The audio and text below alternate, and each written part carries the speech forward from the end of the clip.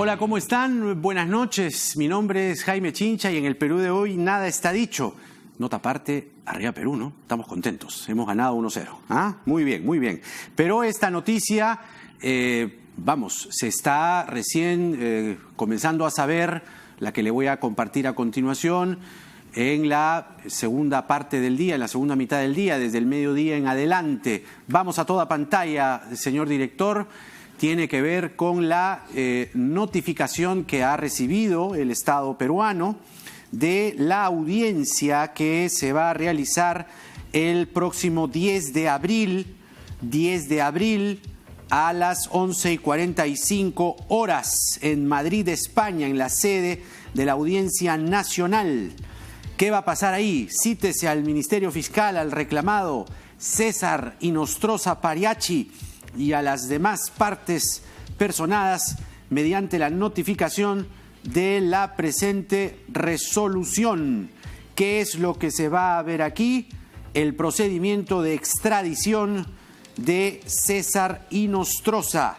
Los fundamentos en esta nota tienen que ver con lo dispuesto en el artículo 14.2 de la Ley de Extradición Pasiva del siguiente tenor literal: el reclamado prestará declaración durante la vista, pero solamente se admitirá y practicará la prueba que verse sobre extremos relacionados con las condiciones exigidas por el tratado aplicable o por esta ley.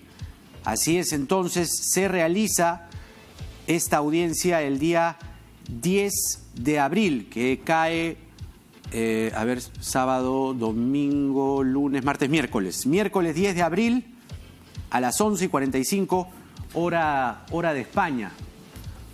Y el segundo documento que también tenemos a la mano tiene que ver precisamente con la calificación jurídica y además se procede a acceder, dice aquí, a la extradición de César José Inostroza Pariachi solicitada por las autoridades de la República del Perú, quien ha sido designado por el Estado peruano para representar al Perú en esta audiencia sin duda importante, ¿no? Porque lo que todos esperamos es que pueda ser extraditado César Inostroza, alias el hermanito, desde Madrid, España, lo más pronto posible. Y en esta audiencia vamos a ver cuántas audiencias se van a realizar, o en todo caso, cuáles son los procedimientos a seguir. Decía que quien ha sido designado es el procurador anticorrupción Amado Enco. Él va a ir a Madrid, España, para esta audiencia, y el procurador anticorrupción Amado Enco está aquí con nosotros esta noche. Procurador, bienvenido. Muchas gracias por venir. Buenas noches, gracias a ustedes por la invitación. Por favor, cuéntenos de esta noticia que sin duda es sumamente relevante e importante, no solo para la lucha contra la corrupción, sino en este caso tan particular, tan emblemático, tan escandaloso, tan significativo, en el que podríamos ya por fin ver la luz en cuanto a la extradición de César Inostroza. ¿Cuáles son los procedimientos que sigue esta audiencia, por favor? Bien, gracias. Esta es una de las más importantes audiencias que va a haber en torno al procedimiento de extradición de César Inostroza. Hemos tenido algunas audiencias antes vinculadas para resolver los pedidos de revocación de la prisión preventiva que tiene Inostroza en Madrid y para ver también la calificación y el avance del expediente de extradición. Sin duda, la audiencia del día 10 tiene que ver con el fondo del asunto, como le denominamos los abogados, es decir, se va a escuchar a las partes y sobre la base de ello, la sección primera de la Audiencia Nacional de Madrid va a resolver si procede o no a la entrega de César Inostroza a las autoridades peruanas. Por eso es trascendente esta audiencia. Tenemos que trabajar, de hecho tenemos allá un excelente estudio de abogados en Madrid que ha contratado el Estado peruano. ¿Cuál es? El estudio Bahoz, Pelayo, Clemente y Bahoz. Y el abogado encargado del caso, el doctor Arturo Ventura Puchel, con quien despachamos casi todas las semanas trabajando el tema. Así que estamos solicitando al señor ministro de Justicia nos autorice para poder viajar y preparar los alegatos del Estado peruano y obviamente lo que vamos a presentar el día de la audiencia, ¿no? ¿Usted va solo, digamos, como representante, como autoridad representante del Estado peruano? En esta oportunidad sí, estamos pidiendo nos autoricen al suscrito para poder ir y trabajar un día previo la parte de la estrategia legal del Estado peruano. Claro, tendría que ir lunes, martes, o sea, esa misma semana, ¿no? Así es. 8, 9, claro, de la misma semana. Ahora, esta es sin duda la más importante, como usted bien dice, audiencia más importante sobre el tema Inostroza, pero ¿van a haber más o en esa audiencia se tendría ya que definir si se extradita o no Inostroza? Esta es la segunda audiencia en el proceso principal de extradición. La primera fue en realidad para correrle traslado al extraditable sobre el pedido que formula la justicia peruana. Se llevó una audiencia en el despacho del señor juez de la Mata y el señor Inostroza en esa audiencia rechazó la extradición y se acogió al procedimiento de extradición. Esta es la segunda audiencia que se genera ya en el seno del tribunal que ha sido elegido, designado por la Audiencia Nacional para resolver en primera instancia. De aquí, llevada a cabo la audiencia, en los siguientes días el tribunal expedirá una resolución en primera instancia, pronunciándose sobre si procede o no la extradición, y si obviamente es favorable al Estado peruano, lo más probable es que César Inostroza apele, ¿no es cierto? Ya, pero ¿cuántas instancias más? En realidad son dos. Dos. ¿No? De aquí la segunda instancia es el Supremo. El Pleno de la Audiencia Nacional. La Audiencia Nacional está compuesta por 9 magistrados, divididas en tres colegiados distintos, ¿no? Entonces, cuando se produce una impugnación, una elevación a la decisión que tome la sección primera, lo verá el Pleno de la Audiencia Nacional.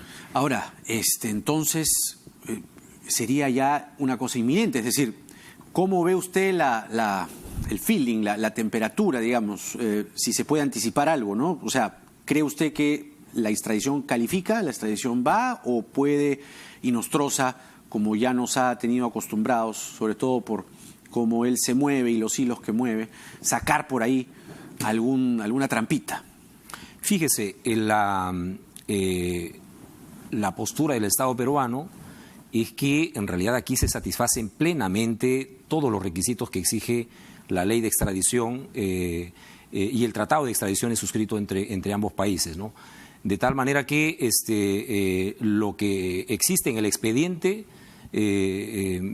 digamos, cuenta con todos los elementos necesarios para que proceda la extradición. De hecho, uno de los documentos que usted tiene ahí a la mano es la opinión del fiscal, ¿no? Del representante del Ministerio Público, que ya ha vertido su opinión y expresa que efectivamente se cumplen satisfactoriamente todos los requisitos de la extradición.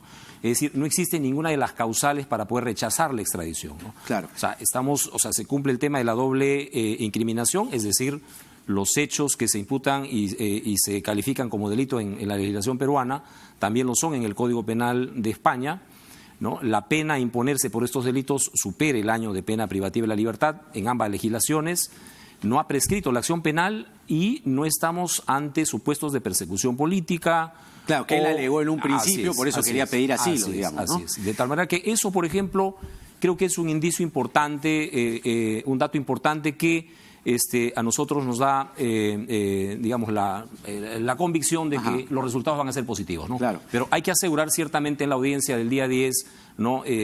Con los argumentos necesarios para reforzar esta opinión vertida ya por el representante del Ministerio Público, ¿no? Qué interesante. Claro, este es el documento del fiscal. Del fiscal, ¿no? Así es. Que en uno de sus párrafos, que vamos, es interesante además para que el público pueda compartir con nosotros, en la descripción de los hechos, ¿no? Dice aquí, según las autoridades reclamantes, o sea, el Estado peruano, el reclamado actuaba como jefe de la organización anteriormente mencionada, los Cuellos Blancos del Puerto, que tenía incluso sus propias claves y apodos. Así, Chimbo, teléfono alternativo donde se habla de todos los negociados. Control de teléfono, cambiar de versiones de las conversaciones ilícitas. Veredictos, $, libros, 100 soles. Cuadernos, 50 soles. Gringos, $. Tesis, expedientes. Profesor, persona a la que va a ayudar. Oyuni, Hernando Salinas. Pájaro, Guido Águila o Aguila. Chino, Óscar Peña Aparicio. Tamales, dinero. Punto, sitio acordado para el encuentro. Grandazo, Iván Noguera. Y esto se va a leer la audiencia allá en España. Bueno, ¿no? Qué divertido, es parte ¿no? del expediente, ¿no? Parte del Además, expediente. qué divertido por un lado, para tomárselo, digamos, de una forma amable, si se quiere, Así es, pero qué así es. vergüenza, ¿no? Que No, un sí, magistrado ciertamente, supremo, ¿no? ¿no?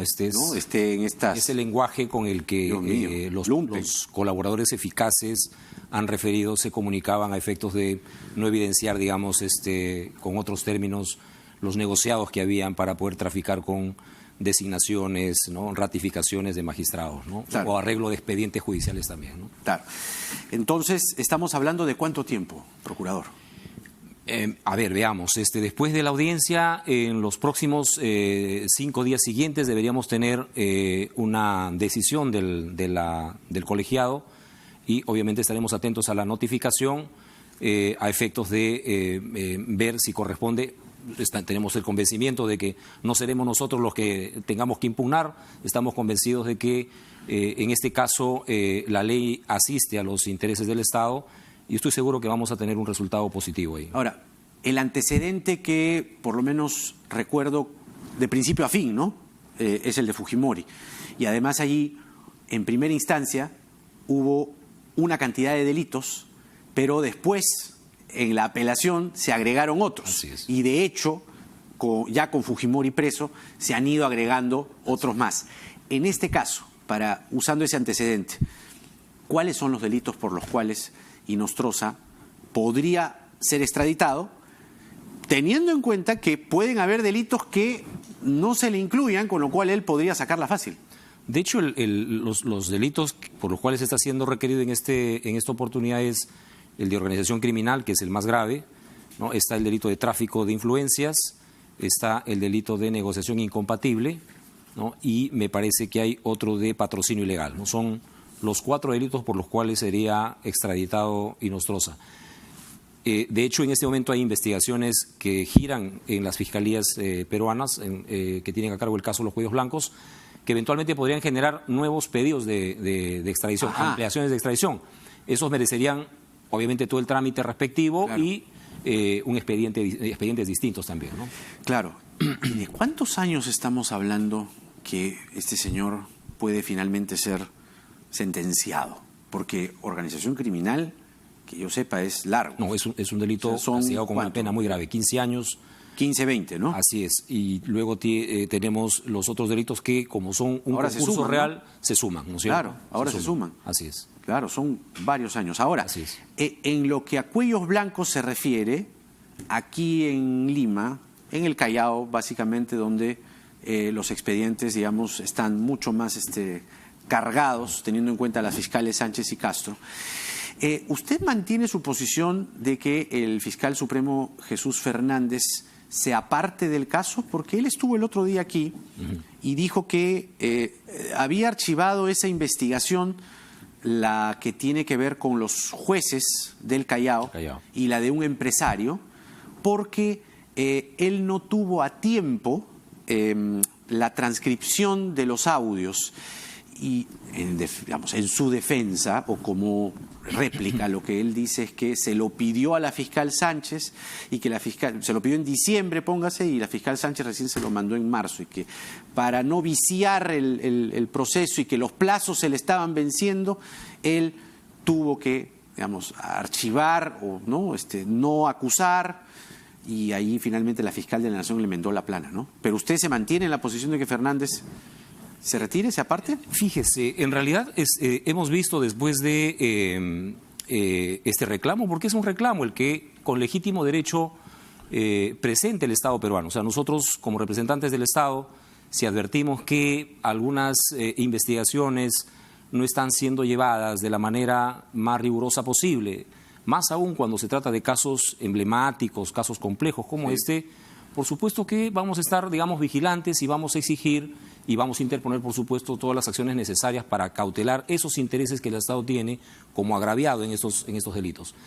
Hemos visto luego que, el doctor está, digamos, un poco más activo. Hemos visto algunas diligencias que ha hecho. Ha hecho algunas diligencias. Y eso es muy interesantes. lo que nosotros estamos esperando realmente. O sea, nuestra queja iba por el tema de del retardo, de la demora a veces en realizar algunas diligencias, como por ejemplo el tema de los falta de allanamientos. rigurosidad, me parece que dijo Eso es lo usted. que nosotros hemos expresado, ¿no? Que es ¿por qué? Porque Pero en me da la realidad impresión que su opinión ha cambiado. el tema No, sobre Fernández. No, en realidad, fíjese, el pedido está planteado, Ya. nosotros nos ratificamos en los fundamentos de nuestro pedido, Sí. será la fiscal de la Nación la que tome una decisión al respecto y nosotros vamos a respetar lo que decide el Ministerio Público en torno a este caso. Sin embargo, estamos viendo en realidad que están en este momento actuando con un poco más de agilidad en las investigaciones, pero hay que entender también, entiendo yo por la información que me ha dado, es que lo han descongestionado a la Fiscalía Anticorrupción de otros casos que tenía también bajo su competencia, y creo que se le va a permitir un poco más de tiempo también para que la Fiscalía pueda llevar adelante sus investigaciones, ¿no? Ahora, hablando de fiscales supremos, esta semana Perú 21 dio cuenta de... ¿Recuerda usted todas las denuncias que Pedro Chávarri, cuando era fiscal de la Nación, le abrió a Concepción Carhuancho, a José Domingo Pérez, a la fiscal Sánchez? Resulta que esas investigaciones se han quedado ahí y quien las ha asumido es ahora el fiscal supremo Tomás Gálvez, que, como usted bien sabe, es mencionado en las pesquisas de las fiscales Sánchez y Castro como presunto integrante de la organización Cuellos Blancos del Puerto. ¿No le parece, digamos, no sé, poco elegante, ciertamente incoherente, que el fiscal Gálvez asuma estos casos? No, mire, en realidad ya no es un parecer. En realidad lo que tenemos que decir es que esto es, digamos, impropio. O sea, no debería, digamos, conocer un fiscal sobre el cual recae sospechas y además han sido objeto de una denuncia por la Procuraduría Anticorrupción, que pueda tener bajo su competencia la posibilidad de resolver estos casos tan delicados que tienen que ver con denuncias hechas contra estos magistrados del Ministerio Público, ¿no? Entonces, yo creo que ahí hay razones más que suficientes para dudar que pueda resolver con imparcialidad, pueda hacer una investigación objetiva, y yo creo que lo que corresponde ahí es que se excluya. En el caso de los fiscales utilizamos el término de exclusión porque así es como lo califica el Código Procesal Penal, mientras que para los jueces utilizamos la figura de la inhibición. Pero en el caso de los magistrados, que es por las mismas causales, lo que corresponde cuando hay una incompatibilidad, hay un conflicto de intereses, lo correcto es que puedan apartarse del caso y lo pueda ver otro fiscal supremo en estos casos particulares. A su juicio, entonces, tendría que ser otro, sí. Yo otro creo supremo. que para garantizar efectivamente que las diligencias o las investigaciones y las decisiones que se tomen respecto a los expedientes que han llegado a su despacho puedan hacerse con objetividad y con imparcialidad. ¿Son en total 37 denuncias por el caso Cuellos Blancos? En realidad son más. El caso de los Cuellos Blancos debería estar siendo investigado en un solo expediente, ¿no es cierto?, para poder defender una sola tesis fiscal, una hipótesis de investigación. Sin embargo, como quiera que los involucrados en esta trama de corrupción están jueces de primera instancia, jueces de segunda instancia, fiscales supremos, jueces supremos, entonces la investigación prácticamente se ha diseminado y ahora existen una multiplicidad de carpetas fiscales en 3 fueros distintos. Claro. En la Fiscalía de la Nación, el doctor Pablo Sánchez tiene un grupo de los casos que no pudo conocer Pedro Chávarri por obvias razones, las carpetas que tiene el doctor Jesús Fernández Alarcón, que más o menos bordean 23 casos, incluyendo el tema de César Inostroza y los exconsejeros, y Walter Ríos, que son los casos más complejos, pero además tiene otros más, y tenemos todos los casos que maneja la doctora Rocío Sánchez y Sandra Castro, que ven las investigaciones por organización criminal y corrupción de funcionarios contra los que no tienen la condición de semiaforados o aforados. Claro. ¿No?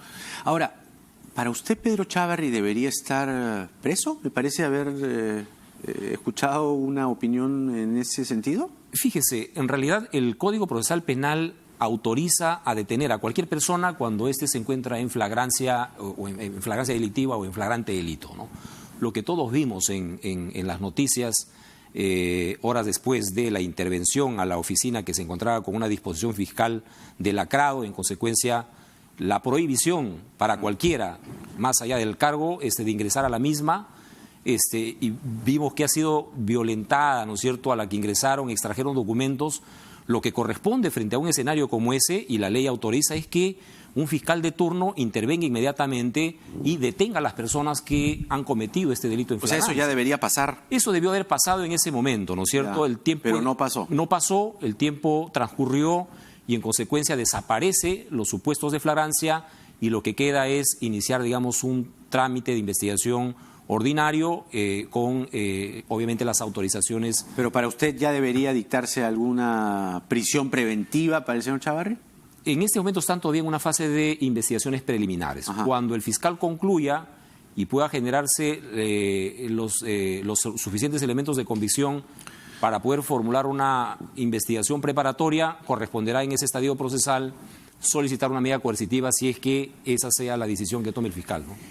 Otro tema es las reparaciones civiles. Esta semana ha sido, digamos, como de suma discusión a propósito de la interpelación al ministro de Justicia, la discusión sobre las reparaciones civiles, y yo quería un poco preguntarle, primero, cuánto los sentenciados por corrupción, en general, han ya pagado al Estado peruano. A ver, la Procuraduría tiene una data respecto al número de sentencias condenatorias dictadas en lo que va de estos últimos 15 años del sistema de justicia anticorrupción y también, obviamente, lleva el registro de las reparaciones civiles acumuladas. A la fecha bordean más o menos los 1.600 millones de soles la deuda por reparaciones civiles que los condenados por corrupción le deben al Estado peruano. 1.600 millones de soles. Incluidos los de la época de Fujimori. Así es, ¿no? De hecho, eso no es una novedad tampoco. La Procuraduría puso en evidencia hace ya varios meses que aproximadamente 1.400 millones de soles corresponden a 14 condenados por corrupción durante la época del señor Fujimori y Montesinos, ¿no? Fujimori, Montesinos, Hoyguay. Hermosa, me parece que sí ha pagado alguna parte.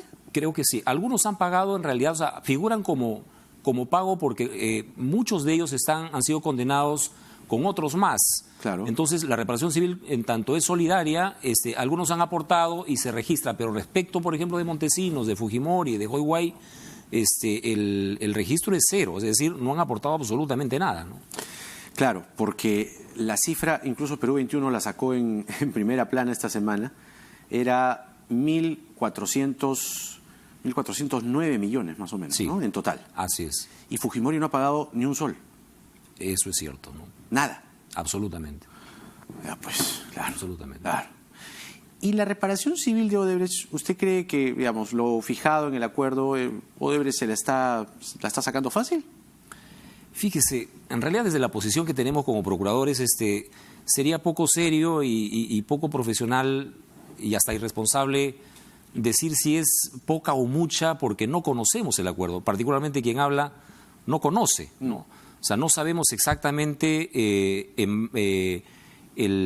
los hechos en detalle, ¿no es cierto? Los elementos que acreditan el daño para poder sacar una conclusión si estamos ante una justa o injusta reparación civil. O sea, por lo tanto, yo mal haría en dar una apreciación al respecto. Son 610 de, digamos, los 4 proyectos, ¿no? Intereses 150, reparación por el proyecto Chaca 65 millones, pagos de impuestos a SUNAT 450 millones, todo a un total de 1.275 millones, que es lo que tiene que pagar, ¿no? completo Odebrecht, ¿no? Solo para tener el dato ahí. Ahora, cuando, digamos, por lo menos en las redes sociales uno dice, oiga, los fujimoristas tendrían que preocuparse no solamente de la reparación de Odebrecht, sino que su líder y los que fueron sus cómplices paguen lo que hablábamos de los 1.400 millones que no han pagado. Pero ellos saltan y dicen, ¿y los terroristas? Los terroristas también, digamos, los sentenciados por terrorismo, tienen una deuda gruesa con el Estado peruano. Por supuesto. ¿No? En esos casos es mucho. ¿Son 5.000 más o menos? No tengo la información exacta, Ya. Eso lo maneja el doctor Milko Ruiz, que es el procurador de terrorismo. Pero ciertamente en esos casos es aún mucho más difícil todavía lograr, digamos, que estas personas paguen la reparación civil e incluso interponer algunas medidas cautelares, ¿no? Porque hay gente que no registra bienes a su nombre, entonces es muy complicado, digamos, reparar al Estado cuando se trata de delitos de terrorismo, ¿no? En los casos de corrupción, cuando menos, fíjese, el año pasado logramos recuperar para el Estado peruano 45 millones de soles. Una cifra histórica. Parte de ello, buena parte tiene que ver con... soles, ¿en quiénes? A ver. En parte de ello corresponde a las 2 sentencias de colaboración eficaz, las primeras 2 sentencias que la Procuraduría Anticorrupción, que tengo a mi cargo, logramos sacar con Odebrecht. Por el caso Chacas y por el caso Centralita, ¿no? Esos son los primeros 2 acuerdos de colaboración a los cuales arribamos con la empresa y que nos permitió cobrar por lavado de activos 15 millones y por el caso de corrupción 50 millones de soles. 65 en total 65, de los cuales hemos cobrado ya con ellos 40 millones de soles. 15 millones de lavado de activos, está cancelada esa reparación civil, y 25 millones de soles del segundo caso, y nos falta cobrar los otros 25 millones restantes, ¿no? Ahora, también hay una verdad que se cae de madura, ¿no? Que también los propios fujimoristas, en defensa de su líder, ¿no?, que no ha pagado ni un sol, sacan a la luz. Digamos, siempre es bueno sacar lo bueno, ¿no?, de las críticas. Que las cifras pudieron, en algunos casos, ser muy elevadas, pero uno quiere, ¿no?, la inquina y el deseo de que paguen, porque no todo el daño hecho es justo también. Pero a veces colocar una cifra demasiado elevada pueda que al final no la pagues nunca. Sea imposible de pagar. Es decir, quizá buscar el justo medio, ¿no? Ciertamente. Yo creo que lo que los procuradores tenemos que buscar siempre es que se fije una justa y equitativa reparación civil. Ni tan exagerada, que, como usted dice, pueda finalmente desincentivar, ¿no?, al obligado a pagar, ni tampoco tan, digamos, que precaria o irrisoria, que en buena cuenta pueda significar, digamos, impunidad, ¿no? Porque no olvidemos que un delito se sanciona no solo con una pena privativa de la libertad, sino que el otro extremo tiene que ver con la reparación del daño al agraviado. Entonces, ambos extremos tienen que ser, digamos, verse satisfechos para que la justicia, digamos, cobre sentido, ¿no? Le propongo esta parte final hablar del Congreso, o de los congresistas, para ser más exactos. Primero, los gastos de representación. Ha sido, digamos, un escándalo, sobre todo algunos congresistas que cobraron y que al final no lo usaron en lo que debían, que es ir a sus circunscripciones y, vamos, desarrollar actividades que justifiquen esos 2.800 soles que se les abona en su cuenta o lo cobran en un cheque. Lo que ellos sugieren en algunos casos son 2 cosas, por lo menos, las más saltantes. Una es devolver el dinero, y la otra, que ha sido ya un poquito en algunos casos descarada para algunos, es que esos 2.800 se añadan al sueldo que ya reciben los congresistas. Para usted, ¿cuál es la solución? La salida en cautela de los bienes del Estado peruano, los bienes públicos. Yo sí debo expresar como defensor del Estado en temas de corrupción que lo que ha ocurrido en el Congreso respecto al tema de esta asignación de los 2.800 y sobre todo la reacción de los parlamentarios. Uno podría decir que en el Congreso no debería haber dudas sobre la interpretación de las normas, ¿no es cierto? Es decir, no debe haber un lugar más apropiado que el Congreso de la República en el que las cosas deberían ser claras y transparentes sobre lo que entiendes por remuneración, lo que entiendes por viáticos, lo que entiendes por asignaciones o bonificaciones. Lo que hasta ahora vamos recaudando de información y del análisis de las declaraciones de los propios parlamentarios es que podríamos estar ante una asignación que en el fondo no es más que parte de una remuneración, ¿no? Es una especie de remuneración encubierta, cosa que de confirmarse sería sumamente grave porque está prohibido por ley el incremento de remuneraciones. Entonces, si en el Congreso de la República... Una remuneración encubierta, dice usted. Bueno, claro, es que está afecta con una retención por impuesto. Entonces, no son viáticos, no forman parte de los famosos gastos operativos que en realidad ahora ya sobre ese tema, de los casos son casi 7.000 soles de gastos operativos que lo cobran y no rinden absolutamente nada, ¿no? Más esta asignación, con esa afectación del impuesto, hay una retención que les hacen como pareciera que lo habilita para que pueda ser parte de la remuneración, ¿no? ¿Y eso sin embargo, de acuerdo al reglamento del Congreso, ellos están obligados a rendir cuentas de esa asignación de los 2.800 soles. Pero para usted eso que, digamos, que sea una remuneración encubierta, que pague sobre eso impuestos, eso, digamos, no es descarado. Sería una forma ilegal, ¿verdad?, de cobrar una remuneración, ¿no es cierto? Porque lo que estoy escuchando es que los congresistas, muchos están entendiendo que es parte de sus organizaciones y no tienen la obligación de rendir cuentas sobre ello. Pero el reglamento indica que ese dinero está específicamente asignado para los gastos de la semana de representación. Los congresistas perciben 2.800 por 12, ¿verdad? O sea, eso es mensual y ellos están obligados a cumplir con la semana de representación.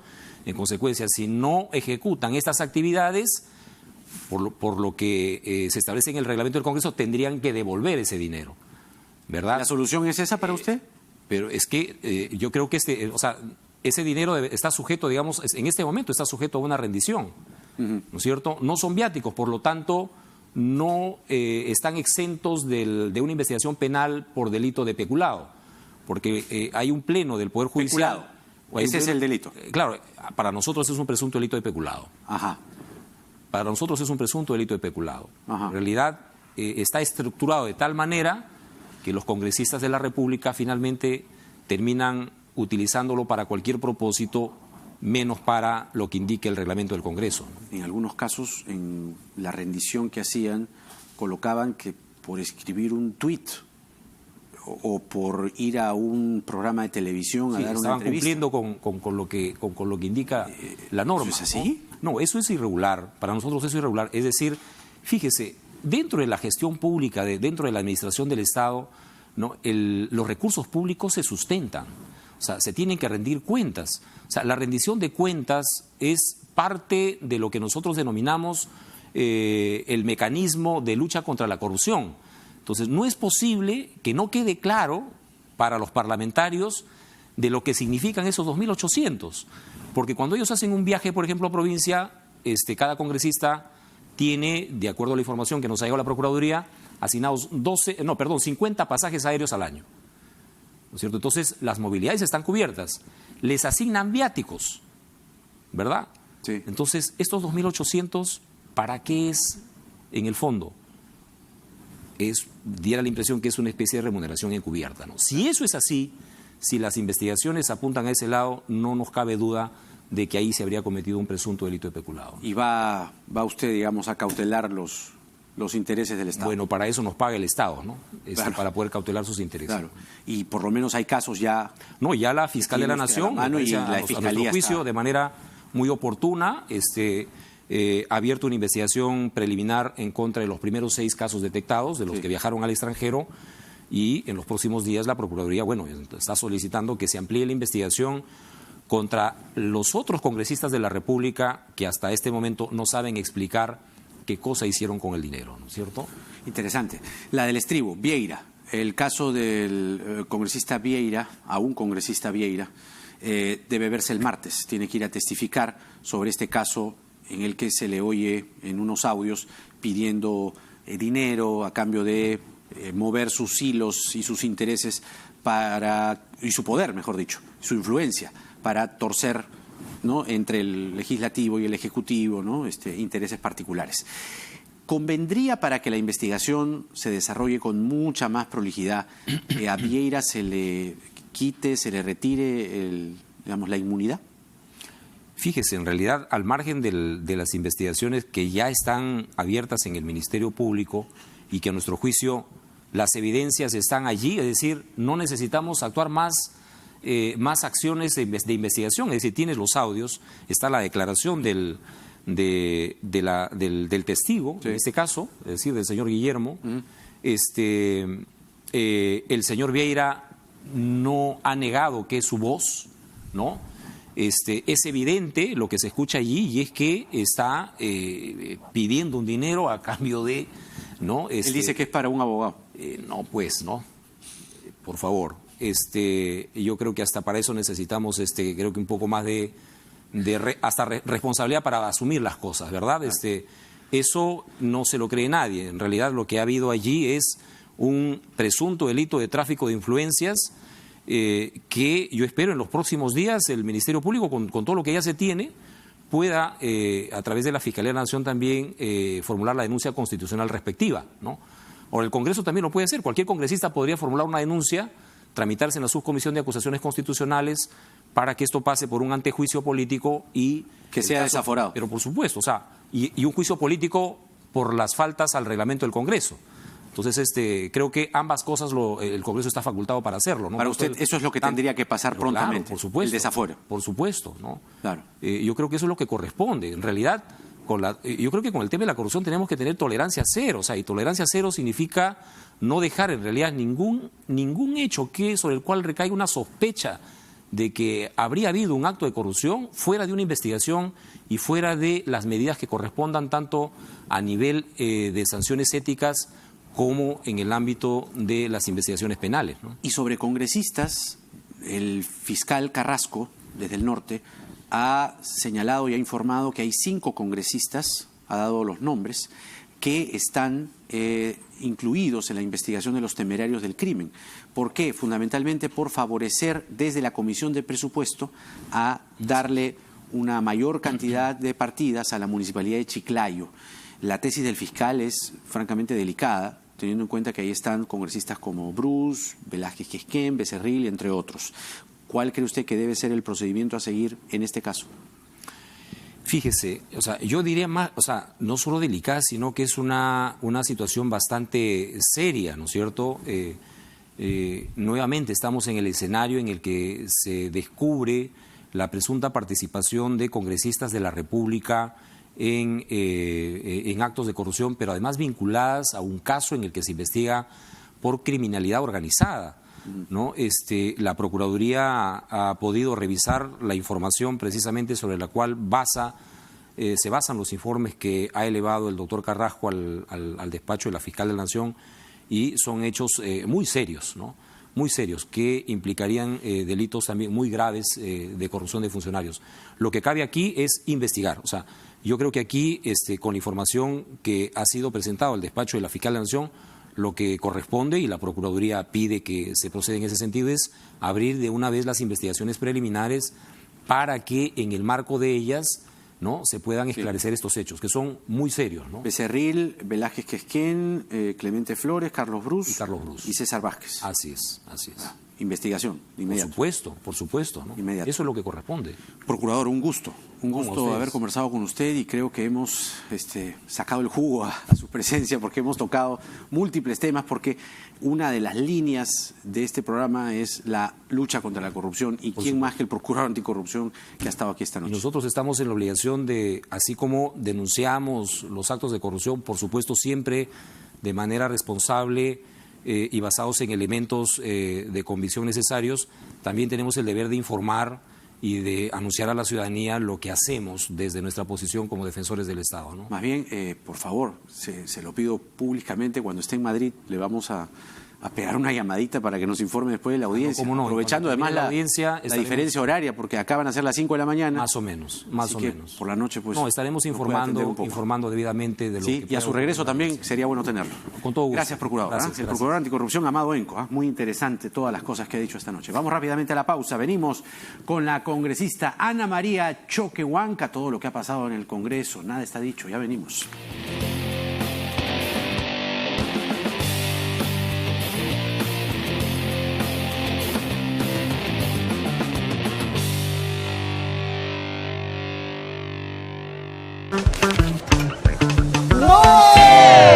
¿Qué ibas a hacer? Con efectivo no, pasa tu tarjeta nomás, ahora tiene descuentos con tu cuenta Free. Pasa tu tarjeta nomás, porque ahora Cuenta Free, la única cuenta en el Perú que no cobra nada, te da descuentos.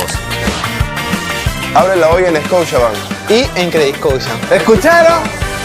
¿Piel reseca, manchas, arrugas, acné, caída del cabello? Luce una piel hermosa y un cabello totalmente saludable en Iderma Capilar. Iderma Capilar es el mejor centro especializado en dermatología láser y trasplante capilar robótico del Perú. Te garantizamos una excelente experiencia y los mejores resultados. Así como yo, tú también confía en Iderma Capilar. Consultas al 444-3884 o al www.idermacapilar.com.pe. Iderma Capilar, descubre el poder de tu belleza. Radio Oxígeno.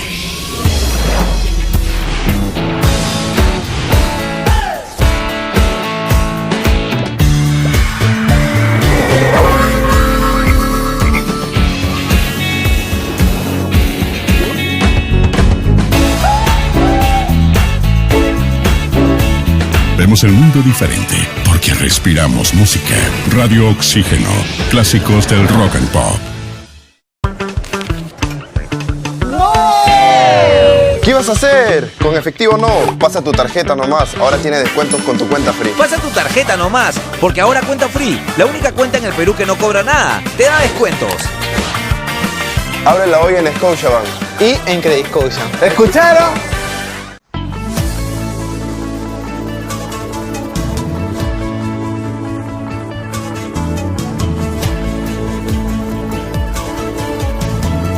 RPP, el medio en el que puedes confiar. 3 sujetos armados nos están asaltando.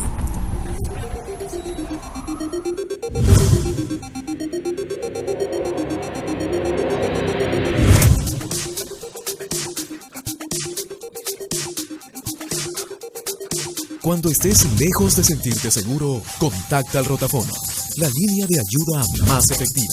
Llámanos al 438-8008. Contáctanos a nuestro WhatsApp 951-431-013 o encuéntranos en Facebook y Twitter usando el hashtag Rotafono.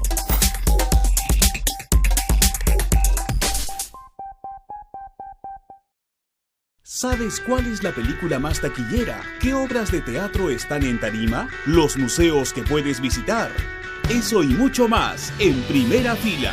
Películas en cartelera, canciones del momento, exposiciones de arte, funciones de teatro. Con nosotros siempre estarás en Primera Fila, de lunes a viernes a la 1:30 de la tarde por RPP Televisión.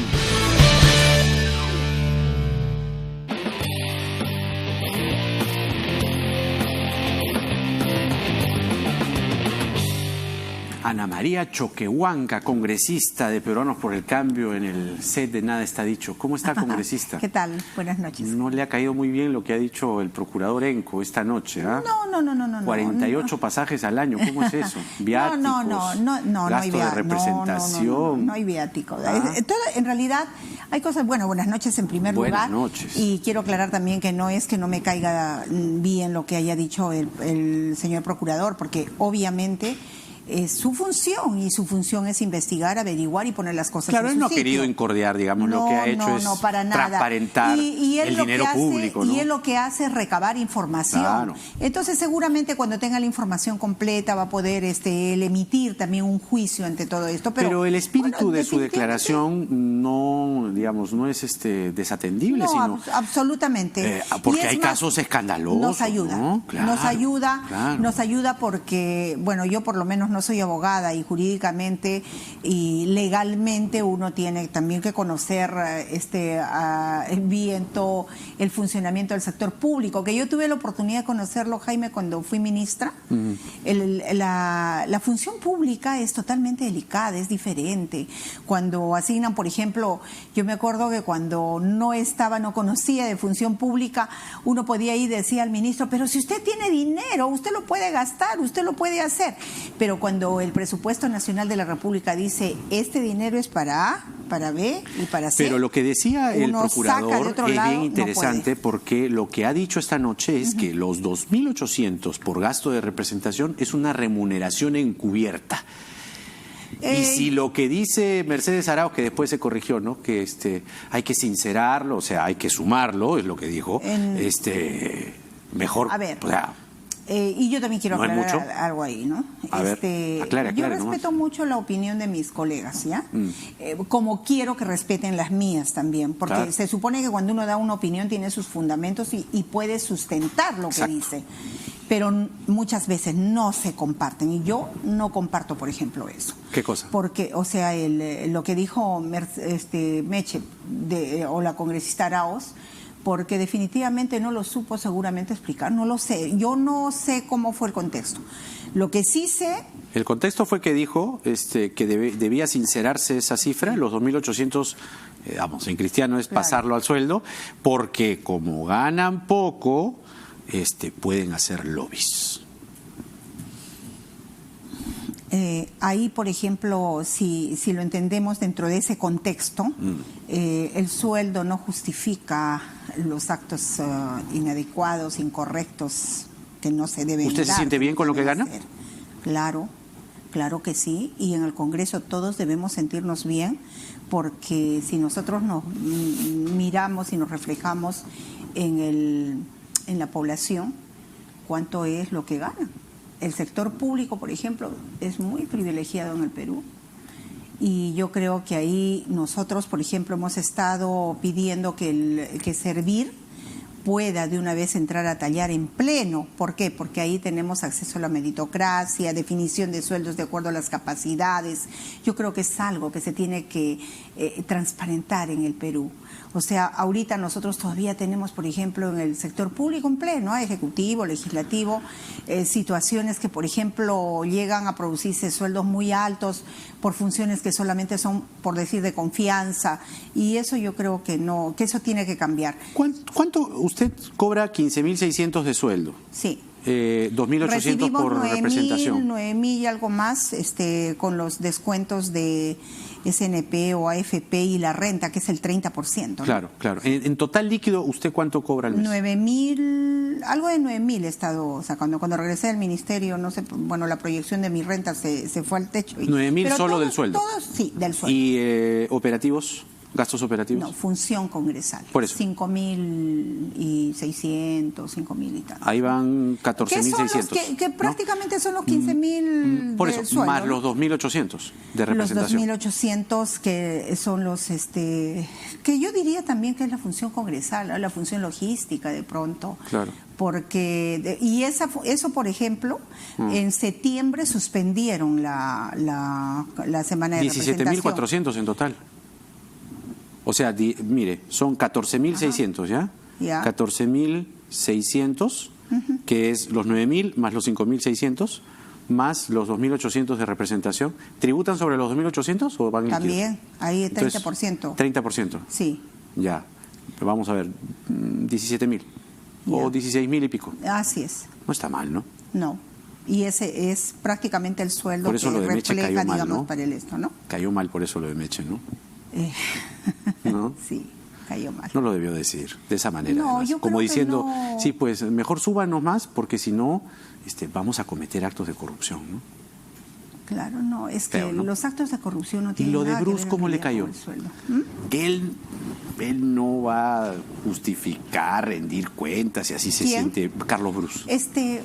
Jaime, yo creo que cada parlamentario ya lo dijo como bueno, ministro. No solo responde por lo que dice, sino también por lo que hacen. Entonces, por ejemplo, en mi caso y en el caso seguramente de muchos parlamentarios, nosotros sabemos que cada mes tienes que presentar un informe.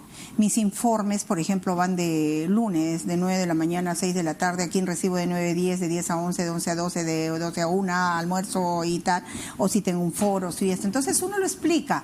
Yo creo que todo lo que está bien explicado y bien fundamentado está bien hecho. Claro, pero por ejemplo, digamos, Bruce hizo mal en decir que él no va a explicar. Bueno, él lo asume también, ¿no? Si él no lo va a explicar, lo tendrá que asumir. O sea, cada quien asume, por eso digo, cada quien asume lo que dice y lo que hace. Ahora, por ejemplo, en septiembre, y eso quiero aclararlo, ¿no? Se suspendió la semana de representación, simplemente ahí no hay la función congresal esta, ¿no? ¿Pero les pagaron igual? No, absolutamente no. No sale. Por ahí alguno. No digo es que usted, no sale el cheque. No sale el cheque. No sale. Ya. No es que yo no lo vaya a recoger, sino que no sale. Claro. No lo giran. Y punto. Porque es específicamente para esos gastos logísticos que se puedan realizar dentro de la semana de representación en actividades, foros, viajes a interior, a provincias, en fin, ¿no? Todo lo que uno pueda desarrollar dentro de esa semana. Claro. Eso es el espíritu, digamos, de esa asignación, ¿no? A ver, la noticia hoy es que finalmente parece haberse superado la valla de la censura al ministro de Justicia, Vicente Ceballos. Parece que ya están más tranquilos. Fuerza Popular, que tiene cuantitativamente la mayor cantidad de congresistas, cuantitativamente la representación política es lo que quise decir, ha dicho que no va a presentar censura, la cosa queda allí, pero ¿bajar la guardia? Es decir, ¿cree usted que por ahí van a continuar queriendo derogar la 30737? Cuando empezó el pedido de interpelación, nosotros obviamente como bancada oficialista, aunque hay a veces Que no tiene bancada. ¿Cómo es eso? No, nosotros somos la bancada oficialista y yo cuando he venido aquí, lo he dicho en todo lado. Sí. Nosotros somos una bancada oficialista de forma natural y de forma comprometida y responsable. ¿Pero por qué se estaba riendo? ¿Por qué se Porque reía? en la mañana escuché o ahora en la tarde, de que salió un analista diciendo, no, pero el presidente ha cumplido un año y esto, que no tiene bancada, no tiene nada, no tiene ni quien lo respalde. Eso está mal, pues. Pero bueno, entonces... O tiene dos bancadas. Como puede tener hasta 3, 4, eso es bueno para la gobernabilidad y a eso iba. Cuando interponen cuando ya proponen... Ahora, normalmente es una bancada oficialista, ¿no? Eso es lo que manda la tradición. Hay una oficialista, las demás son colaborativas. Oficiosas, como la bancada liberal, por ejemplo. Oficiosas. La bancada liberal. Oficiosas. ¿No? Claro, hay oficialistas y oficiosos. Ya, muy bien. Que sean muchas lo oficiosas. Lo reconoce muy bien, que está sean bien. Muchas. Está bien. Entonces, ahí ya nosotros empezamos, bueno, yo soy vocera de mi bancada, vocera alterna, entonces obviamente nuestra obligación es pulsear y ver qué pasaba por ahí con los demás congresistas, con el comportamiento que iban a tener las demás bancadas, porque desde antes ya en el Congreso, y hemos entrado hace más de 2 años, cuando sucede algo dentro del Congreso, obviamente nosotros ya nos damos cuenta cuál es el objetivo en realidad. ¿Y cuál era el objetivo? Popular manifestó, bajarse el acuerdo, ¿no? Ellos manifestaron abiertamente lo siguiente, dijeron, bueno, nosotros no vamos a censurar, lo que queremos es que venga a responder por ciertos cuestionamientos. Es más, la congresista Vilca Toma, lo que ella apostaba y decía, bueno, lo que yo quiero es que se modifique y que Odebrecht no haga obras en el Perú. Que eso puede ser una... Eso se lo dijo en la interna. ¿Perdón? Eso se lo dijo internamente. No, sí, yo le pregunté qué era en realidad y ella no está de acuerdo, ¿no? Pero públicamente Jenny Vilca Toma lo que ha dicho es que quiere que se derogue la 30737, que es el andamiaje legal. Lo ha presentado. Pero ¿no? eso no le parece grave. Pero Fuerza Popular, por ejemplo, ellos no estaban de acuerdo con una censura y lo que sí querían era que el ministro responda a todos sus cuestionamientos y en fin, que lo ha hecho. Pero la carga fue contra los procuradores de frente. Sí.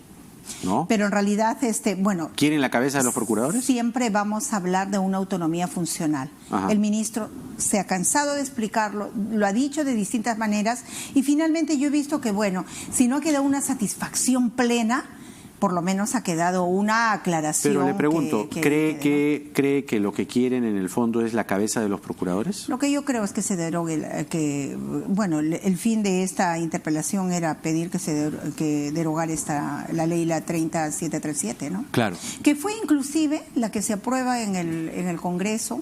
Y yo pienso que aquí en el Congreso nosotros hemos cometido tantos errores y uno más ha sido no abrir el debate, no debatirlo más ampliamente. ¿De quién fue el error? ¿De quiénes? ¿De ustedes como bancada oficialista? No, en el Congreso. En el Congreso, sí, claro, pues se la cuando pasaron se aprueba ahí. esto. Y en base a la ley, es que se genere el reglamento. Sí, pues. La política de reglamento no es generar un reglamento que vaya por donde quiera. Así es. Va en las líneas que enmarca la ley. Entonces yo la verdad no entendía, tampoco decía, pero si nosotros mismos hemos aprobado esto. Justamente le quiero compartir un documento al que hemos tenido acceso. Es de febrero pasado, sí, en el que se da cuenta, si me ayudas, Chío, ¿qué pasó? Vitocho García Belaúnde, sí, en la sesión de anteayer, dijo que estaba el procurador Ramírez inhabilitado por 4 años o 5 años, dijo,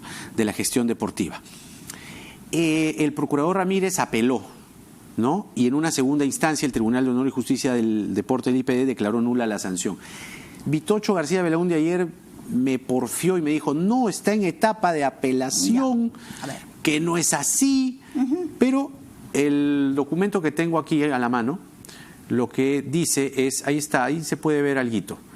Es un documento del Consejo Superior de Justicia Deportiva y Honores del Deporte, del IPD, está en la pantalla en este momento, y lo que resuelve es declarar la nulidad de la resolución que justamente había inhabilitado al procurador Jorge Ramírez, ¿no? Y dispone retrotraer el presente proceso al momento previo a la emisión de justamente cuando se le inhabilita a al procurador ad hoc Jorge Ramírez. Esta la debíamos al público porque ayer con Vitocho García Belaúnde, un enlace desde Pasos Perdidos, me dijo que estaba en etapa de apelación, pero como queda en evidencia, no está inhabilitado. A ver, ¿qué ha dicho el ministro al respecto? Y no solo de eso, porque se han hecho varios cargos para los procuradores y las personas, incluso funcionarios que han estado interviniendo en todo este proceso. Entonces, él hoy día ha manifestado precisamente el ministro de que a él se le está haciendo, digamos, de conocimiento, se le está dando, por ejemplo, esta prueba. Entonces, que él tiene la obligación de que de presentar este cargo y que le presenten los descargos. Él los va a pedir inmediatamente a partir del día lunes, va a establecer si esto es realmente como esto. Bueno, en la mañana no estaba este documento, ahora seguramente el lunes ya lo va a tener y todo. Entonces, que él va a proceder de acuerdo a cómo sea el resultado. Entonces, eso lo ha manifestado en la mañana y yo creo que entre lunes y martes pues vamos a tener una respuesta para ver cómo queda la situación de los procuradores, ¿no? ¿Cree que se le debe ratificar la confianza a los procuradores? Bueno, el ministro ha dicho que lo va a evaluar los descargos que ellos hagan. Entonces, ¿y usted qué piensa? Yo creo que ahí ya que se tiene que actuar adecuadamente, como corresponde, correctamente, diré, no adecuadamente, sino correctamente. Y en lo que determina pues la responsabilidad que pueda tener una persona al frente